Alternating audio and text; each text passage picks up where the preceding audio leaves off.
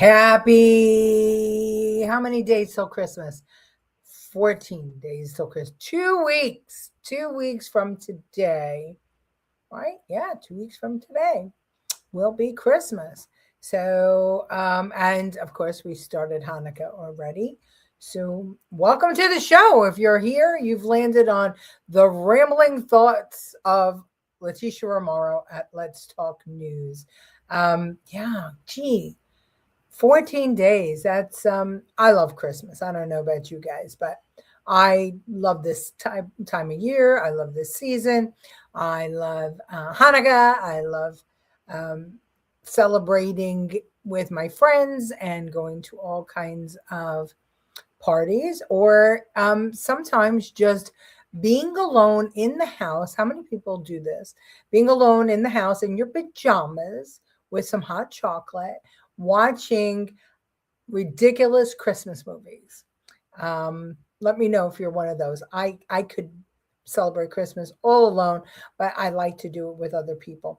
As a matter of fact, we just invite everybody to Christmas. Hello, Francine. Good to have you here. Hello, Professor. Good to have you. Yeah, so Christmas is my favorite time of year, but today is not a day. Today was a pretty bad day for Republicans, namely the chief Republican, Donald Trump. And I just wonder sometimes, I wonder if he, how he takes days like this, because a whole bunch of crap has happened, right? Number one, I don't know if you know, that Miami, who hasn't had a Democrat mayor in 30 years, elected a Democrat mayor by 20 points. And Trump, of course, endorsed the other, her opponent by 20 points. That's tough. Start my Christmas music day after Halloween. Okay, so you're like me. I wasn't always so quick on Christmas. I think that as I got older, yes, because I realized how fleeting the days were till Christmas. But also because I have more time on my hands now, right? If you don't have to raise kids and run after little ones and things like that, you wind up having more time and you can devote a little bit more time to the season. Hello, Colleen. Good to have you. Thank you for coming back.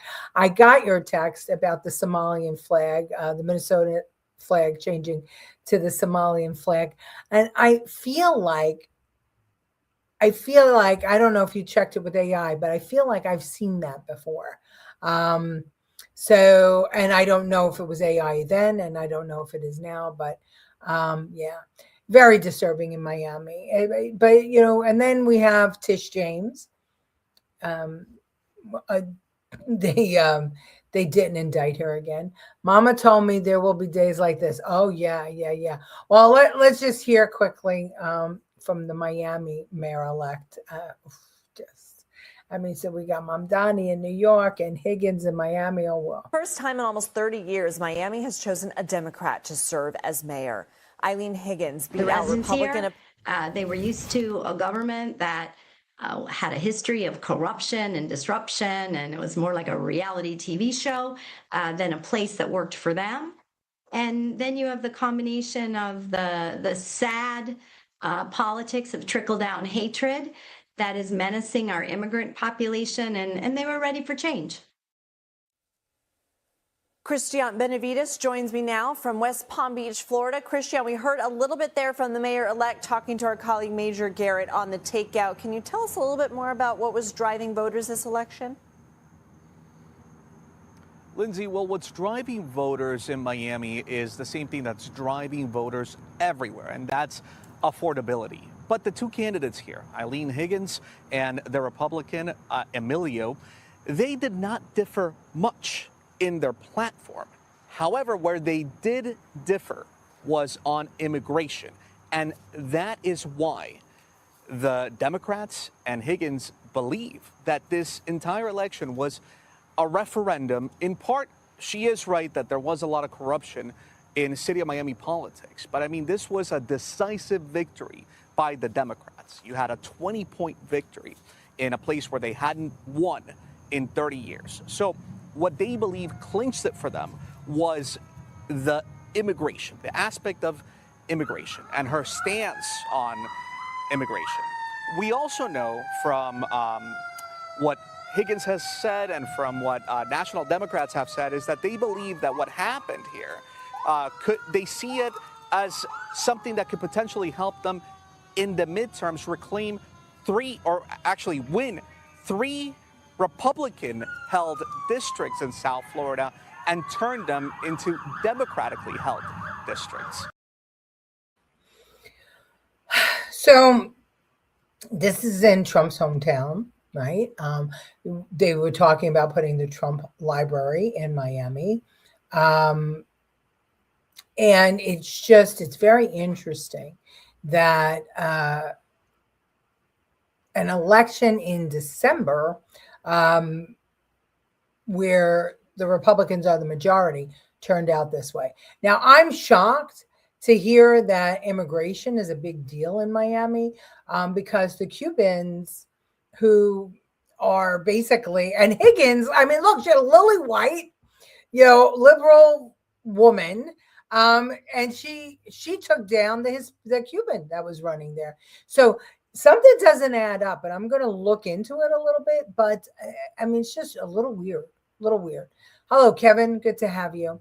I saw that voter registration is very low in Miami compared to overall population. Yeah, but it's come out heavily Republican before, Colleen. I do know that there was a problem with corruption in the past, and that might have been the linchpin.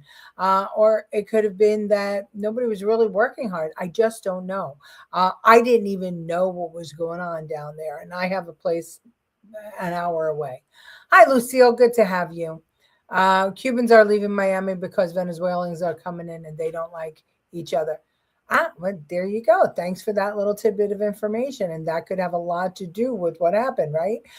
Trump, with these boats that he's been taking out. Could be. So maybe the Cubans vote red and Venezuelans blue. Oh, the Venezuelans are voting blue, 100%. Hi, I thought that was weird too in Miami, but that's the most transient part of Florida. Yes, it is the very transient part of Florida. So, everybody's saying that it points to a problem in the midterms, and it may well. I think right now we still have a perception problem. And of course, the media has a lot to do with it.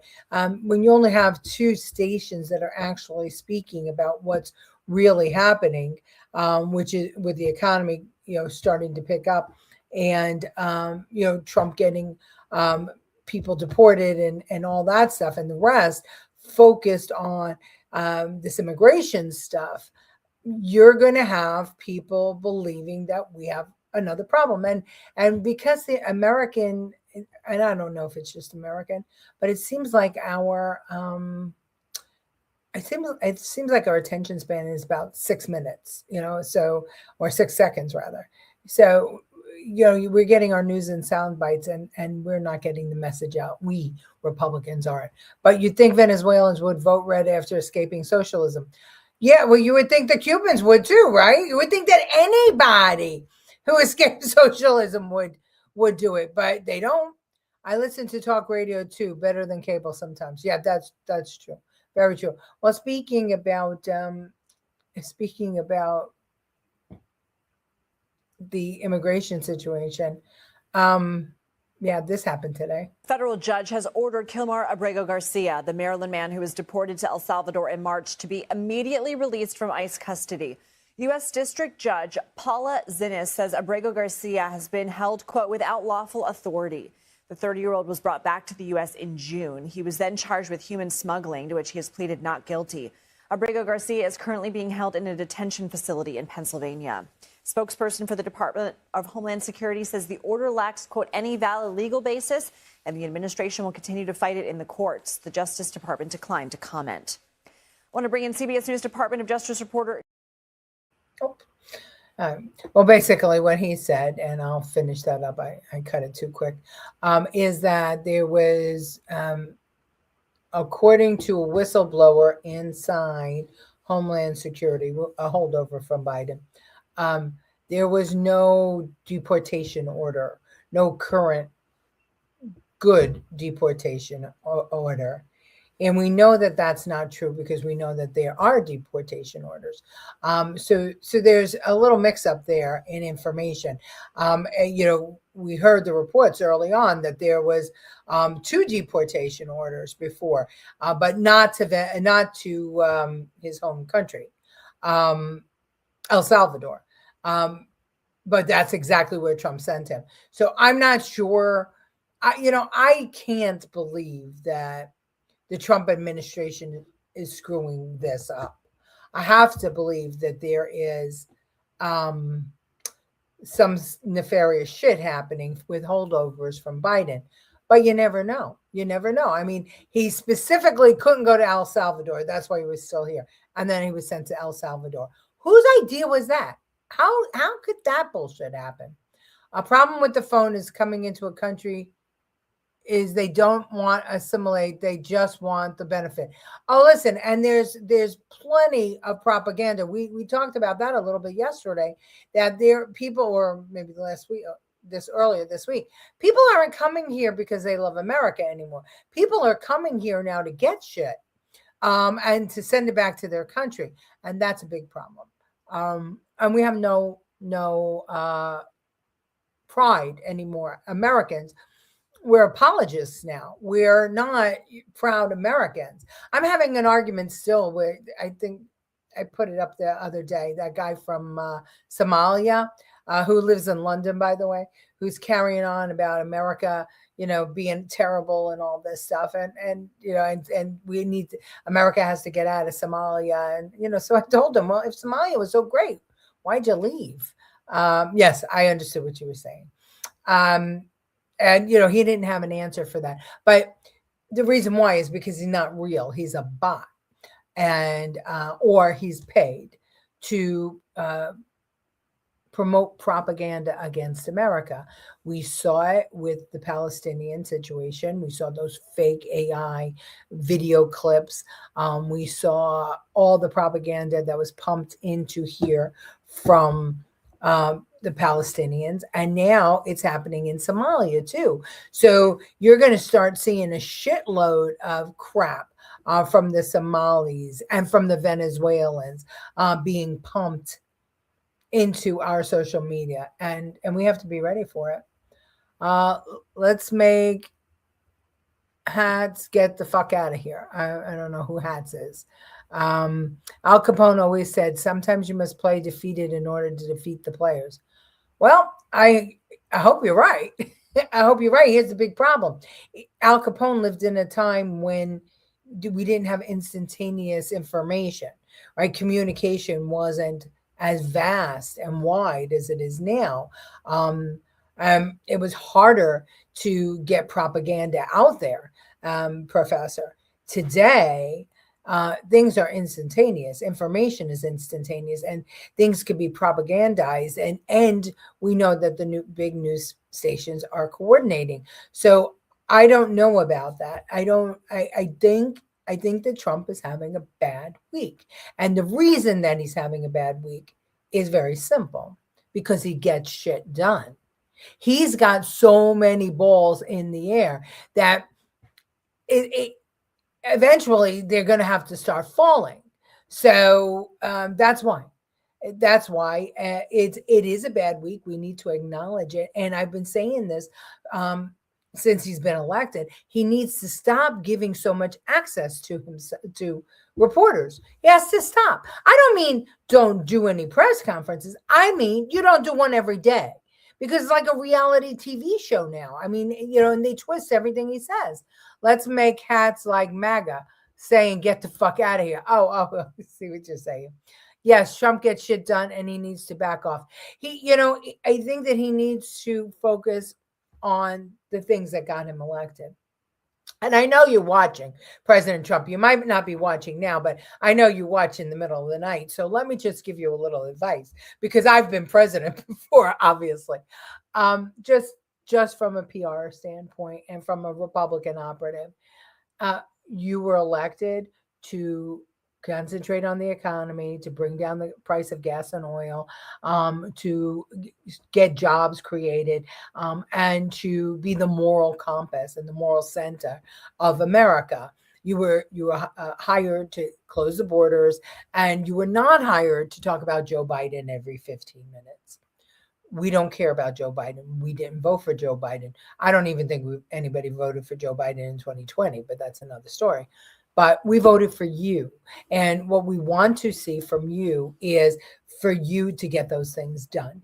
And you can get those things done, but you can't get them all done at once.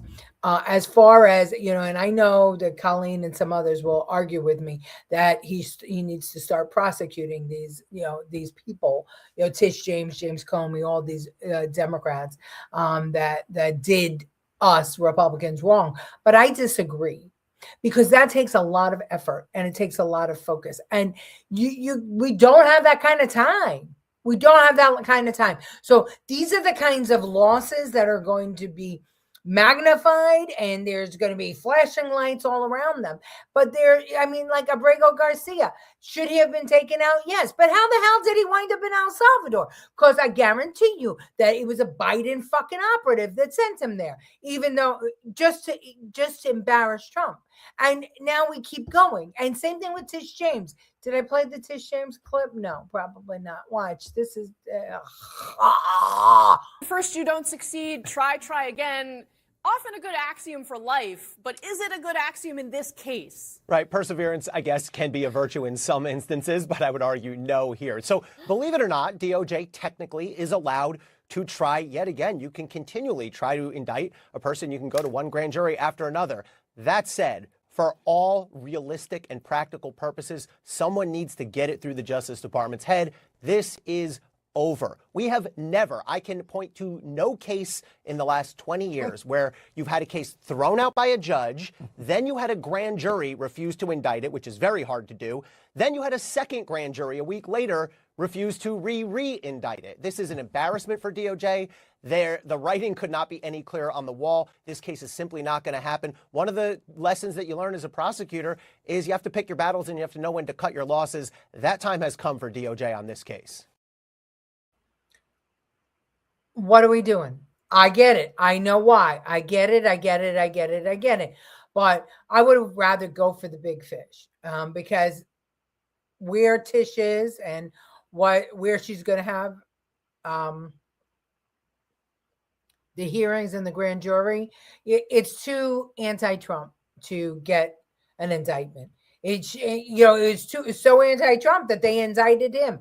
I think it's bad. I think we need to back off. I think these are not things that we should be spending time on. I don't care about Tish James, but I want some people prosecuted for treason for the whole Russia hoax. Yeah, I get it. I get it that we want that, but we need to fix the economy first. Yes, he can walk and chew gum at the same time, but how many items on the agenda can you do at once, especially when you have, and we talked about it last night, your people are not being, your people are not being blue slipped. They're not being appointed. It's a problem. It's a real problem. He needs to back off of some of this stuff. I'm sorry. We need to, how about prosecuting all the sex traffickers? How about prosecuting the people who molest children? Those are things that I can get behind. Prosecute these illegal migrants that are doing the wrong thing here. Yes, got it. I love the idea that he cleaned up DC, but sending, the National Guard to places that are not being asked for is just giving fodder to the Democrats. Is it cleaning up the city? Yes, but at the end of the day, are those people going to vote Republican? No fucking way. No fucking way. They're just not. I mean, your own people didn't vote Republican in Miami. You got to understand the American psyche. And you better than anybody, Trump. You better than anybody. Trump hasn't lost this week at all. Okay, we got a different point of view. Even the federal union vote was choreographed. Let me see. It's a big one. We just jacked millions in oil, and Maduro's response was to be the Latin Joy Behar. Give me a break.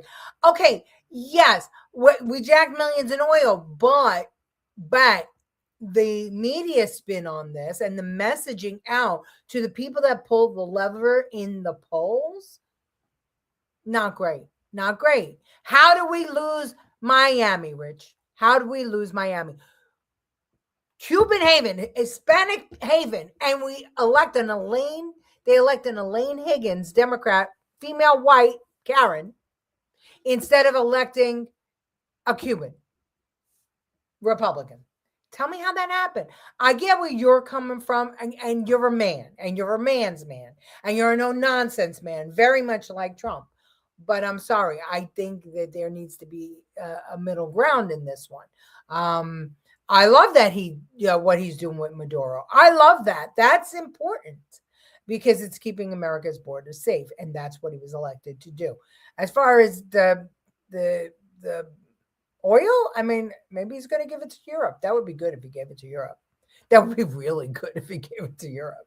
I agree they need to just expose and prove the crime was committed. Too much corruption in the whole establishment. Yeah. And J6 in 2020 election. Yeah, I get it. But Colleen, then we'll be focusing, everything will be focused on that because you can't do both. You can't prosecute criminal, illegal migrants and all these other people. You can't.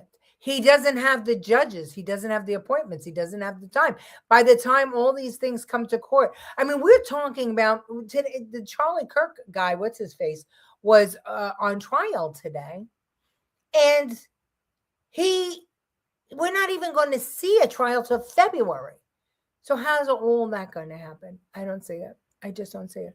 I'll wait until his third or fourth year, as long as it gets done. And 100% the sex traffickers. Okay, listen, here's the thing. His third or fourth year will be nothing but impeachment if he doesn't get the midterm elections. Do you understand? He will be impotent in his third and fourth term if there are Democrats in Congress, if the Democrats have Congress and Senate. He'll be impotent.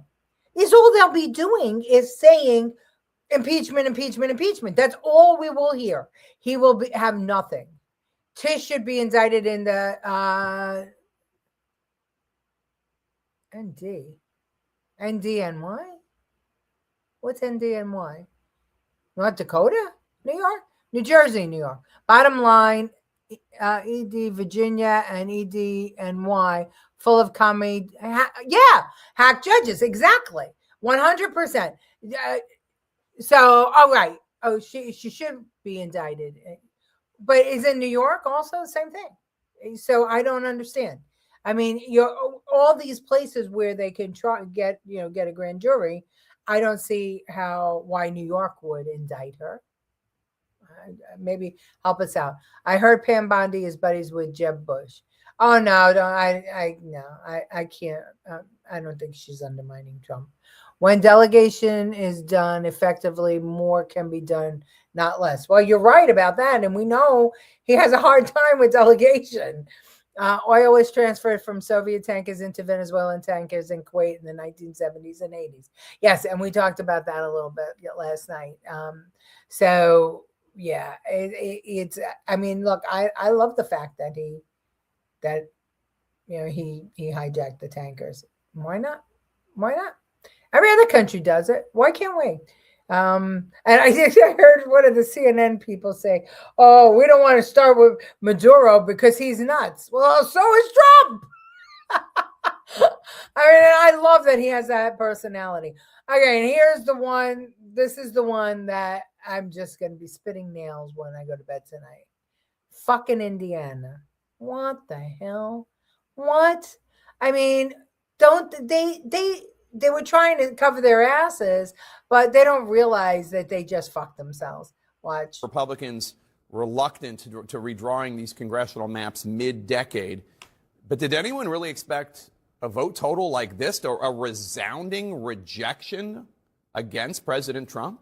Jake, they did not. Certainly the White House and the president's allies did not. Even Indiana Republicans are somewhat surprised by the margin. But again, 21 Republicans voting with Democrats to reject this push by the White House. This, without question, as we near the end of the year here, is the biggest rebuke that President Trump has taken, politically speaking, in ruby red Indiana. Of course, he's still popular there. There's no question if he ran again, he would win there. But this is a sign that everyone, all Republicans, are not going to follow lockstep what he does. And Jake, I was watching the debate this afternoon. It was about 3 hours of debate. And it was extraordinary, actually, for all the national implications of this. This was actually very much a local debate. And what the White House was asking Indiana to do was redraw these districts that were effectively going to take away representation from some parts of the state and lump them into larger districts. There were concerns from rural senators, from some urban senators as well, specific concerns about the economy in northern Indiana. Would they be represented? So at the end of the day, when you watch this debate,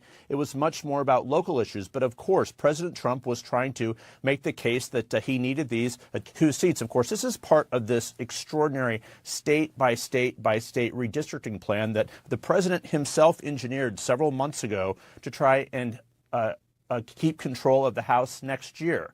Now, not having these 2 seats makes it more difficult. But the bottom line, a huge political rebuke for President Trump. A huge political rebuke for President Trump. That's what we're going to hear over and over going into the weekend. So it's going to be on all the weekend news channels and Sunday too. And that's going to matter. It's going to matter. And sweetie, Colleen, I know you're not arguing with me. I'm just cranky. I get aggravated that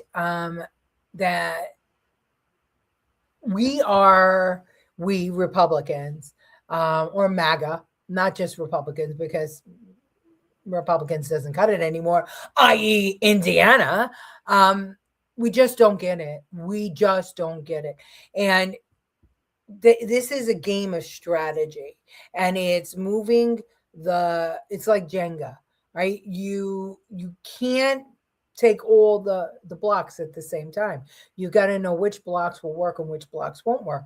If Trump doesn't keep Congress and Senate, he's going to be impeached. Doesn't matter. He didn't do anything wrong. He's going to be impeached. That's the political play for the Democrats, okay? That's how they then set him up for the felony counts and everything else and to go to jail, and because of what he knows, why ever they're going to do it. And he's going to spend 2 years defending impeachment and not getting things done. Because why would they let him get anything done? They don't want that agenda done. If Trump gets stuff done and he wins the midterms, then even if he doesn't have time to prosecute all these people we want to see prosecuted, you know what will happen? There'll be another Republican behind him, and that person can prosecute. And that's what we need to do. We need to set up this chessboard for the long play, because the Democrats do that. And the fact that they just stole Miami out from under us just really pisses me off. It really, really does. Because I worry that we rest on our laurels, and I've seen it happen in the Republican Party in New York. I mean, look at what they've done to themselves in New York. And, and here I was, rah, Miss Republican, and I was told many times, mind my own business, leave it alone. No, we don't need people at headquarters. No, we don't need to do stuff. No, we don't need door knocking. No, we've got money. We don't have to do those things. No. Campaigns are won on handshakes and door knocks, even in 2025. As Republicans, we need to be able to get out there. And unfortunately, too, the youngsters don't understand that they need to put in the hard work before they get elected. If you take a look at what's happening now on both parties, both the Republican and the Democrat parties, young people are getting elected to office so that they can build their social media rather than actually do work. Look at AOC. Has she done one fucking thing? Has Ilhan Omar? Has Rashida Tlaib? Has any of them passed one bill? Not one. Not one. All right, so I love you all. Bad fucking week, in my opinion. We need to regroup and reconnoiter and get this shit done, because we need to win in 2026, and we need to make sure that this economy is doing well. So President Trump, I'm behind you 1,000,000%. Let's get that economy going. Let's get people feeling better for Christmas. And I'll be your number one door knocker in 2026. All right, everybody. Thank you for joining me. I will see you on Sunday.